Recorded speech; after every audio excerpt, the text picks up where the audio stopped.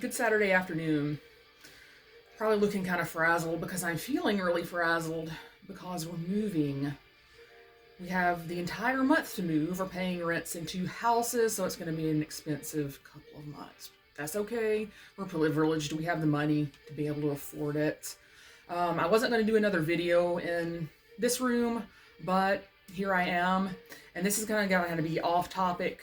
No, not necessarily off topic of my writing. It's not going to be a Morbid Files, and it's not going to be directly about my writing. It's going to be about a couple of books that are absolute gems and inspired partially, they called her Morlock, with Serena Weatherly being really in love with the show The Walking Dead. And the fact that she is makes her learn survival skills.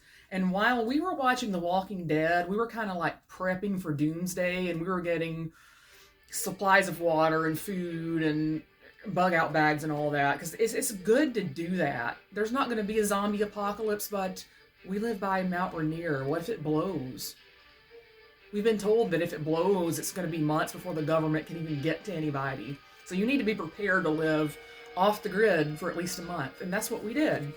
But in the meantime, while we were watching The Walking Dead and getting ready for doomsday, this book is an absolute gem. It has such helpful information, and it talks about ethically killing animals, all the way to how you can carry spices when you have to eat the animals, and how to build underground fires, and how to build shelter, and like what to avoid eating, and then recipes that you can make out of the stuff that you pluck out of the ground or you shoot out of the sky. It's absolutely great. And in fact, in They Called Her Morlock, I implied this book that Serena found in the 23rd century hidden because there had been book burnings in the 22nd century. There was no more books except the ones written, since they were all burned for whatever reason in the 22nd century. And as far as Serena's career, she ended up being a brewmaster. And the reason that I thought that of her career is because of this book. I love this book too. It talks about how beer is brewed throughout the history of it being brewed, like in a pig's bladder. It's crazy. I love these books. I love informational books.